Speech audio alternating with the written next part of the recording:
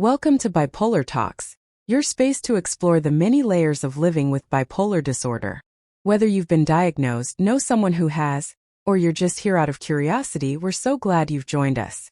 Today, we invite you to listen mindfully. That means tuning in with curiosity, compassion, and an open heart. Give yourself permission to slow down and absorb, not just the facts but the human side of this experience. Before we dive into today's episode, Bipolar and the Brain, what's happening inside? Don't forget to like, comment, subscribe, and share. Your engagement not only helps grow this channel, but it also brings vital conversations about mental health to more people who need them. In this episode, we take a deep, mindful look into the brain to understand what's really happening during bipolar episodes. What causes the mood swings? How does brain chemistry, sleep, and structure affect bipolar 1 and 2? And why is it so hard to control?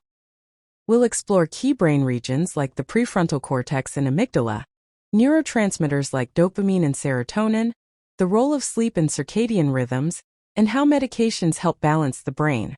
Plus, we'll talk about neuroplasticity, your brain's ability to heal. Whether you're newly diagnosed, supporting a loved one, or simply curious, this episode offers science-backed insights and lived experience perspectives. Let's begin. Let's start with the simple truth. Every single thought, emotion, decision, and sensation you've ever experienced is rooted in the intricate web of activity happening inside your brain. Now imagine a brain where mood, energy, and behavior are constantly shifting. Not randomly, but with an intensity that can derail day-to-day life. That's what happens in bipolar disorder. But what exactly is going on in the brain to cause those swings between mania and depression? It's not just about feeling good or feeling bad. It's about the systems that regulate emotion, motivation, sleep, and even thought itself. And today we're peeling back the curtain. Have you ever wondered what brain chemistry really looks like in someone with bipolar disorder? There are three major brain regions that play a key role in bipolar disorder. 1. The prefrontal cortex, this area right behind your forehead, helps with decision-making, impulse control, and rational thought. Think of it as the CEO of your brain. 2.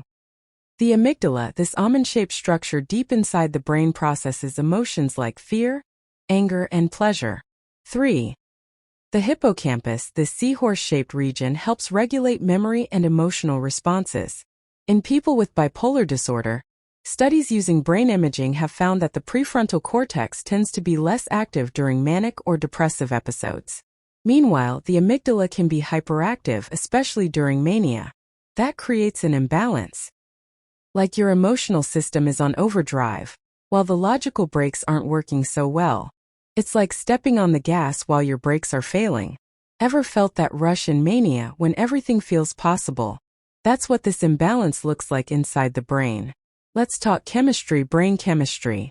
The three main neurotransmitters linked with bipolar disorder are dopamine, involved in reward, motivation, and pleasure. Serotonin helps regulate mood, sleep, and appetite. Norepinephrine affects alertness, energy, and stress response. In manic episodes, dopamine levels can surge, making everything feel exciting and urgent. The brain is lit up with stimulation. Ideas come faster, energy is endless, and confidence can shoot through the roof.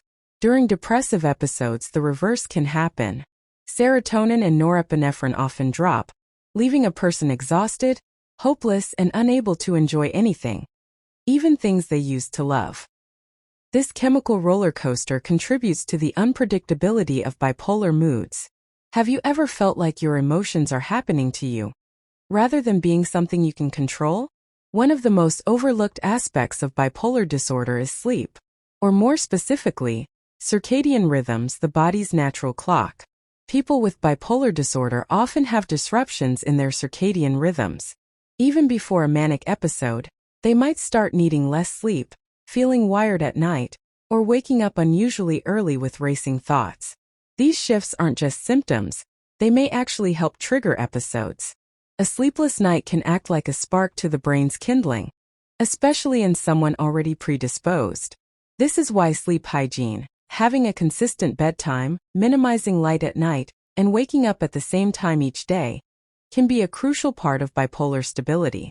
Can you recall a time when your sleep or lack of it felt like a warning sign? Advances in MRI and other imaging tools have allowed researchers to see the differences in brains with bipolar disorder. Some studies have shown that people with bipolar I may have smaller prefrontal cortex volume, changes in white matter tracts, the highways that connect different parts of the brain, larger ventricles, fluid-filled spaces in the brain, which might reflect changes in brain tissue over time. Now, it's important to say, not everyone with bipolar disorder has these structural changes. The brain is incredibly individual, but these trends do help us understand that bipolar disorder isn't just in your head. It's in your biology. Does knowing that your brain might physically reflect your experience change how you see the disorder? Bipolar disorder often runs in families, which points to a strong genetic component. If you have a parent or sibling with bipolar disorder, your chances of having it are significantly higher. But genes don't act alone. Environmental factors, like trauma, stress, and drug use, can influence how those genes are expressed in the brain. And for many, the disorder first appears in late adolescence or early adulthood, when the brain is still developing. That timing matters. It means that the very systems managing emotional regulation are still under construction when bipolar symptoms begin.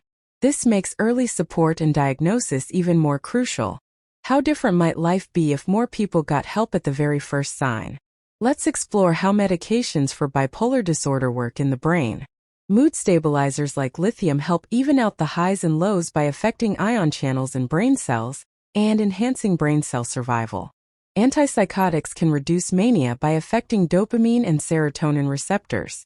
Antidepressants are sometimes used cautiously in bipolar II, but can risk triggering mania in bipolar I.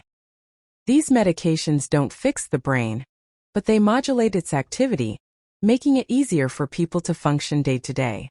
It's not a perfect science, and it can take time to find the right medication or dose.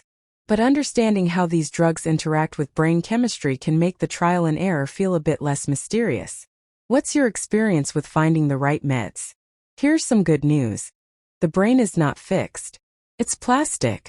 Not like a plastic bottle, but like clay that can be reshaped. Neuroplasticity refers to the brain's ability to change and adapt, even after years of mental health struggles. Therapy, medication, healthy routines, sleep, and mindfulness can literally rewire your brain, strengthening the prefrontal cortex, calming the amygdala, and balancing chemical activity. So even if bipolar disorder affects your brain, that doesn't mean you're powerless. With the right support, your brain can learn new pathways toward balance. Isn't that a powerful thought? We've talked a lot about biology, but let's not forget, a brain is not a person. A person is not just their symptoms. Behind every scan, every neurotransmitter, and every diagnosis is someone navigating the world, struggling, surviving, and sometimes thriving. Understanding the brain can help us reduce stigma, but it must go hand in hand with empathy, community, and care. What if we approached every person with bipolar disorder not as broken, but as someone whose brain speaks a different emotional language? So what's happening inside the brain during bipolar disorder? A lot. From shifting chemicals to sleep disruptions to changes in structure and function. It's a complex, deeply rooted condition. But complexity doesn't mean hopelessness. The more we understand, the more we can build systems of support that are compassionate, informed, and life-changing. If today's episode helped you see bipolar disorder in a new light, please remember to like, comment, subscribe, and share this video. Every action you take helps spread awareness and helps someone else feel less alone. And as always, this video is for informational purposes only. If you or someone you know is struggling, please consult a licensed mental health professional. Diagnosis and treatment should always be guided by an expert. Thanks for joining us here on Bipolar Talks. Until next time, stay mindful, stay informed, and stay connected.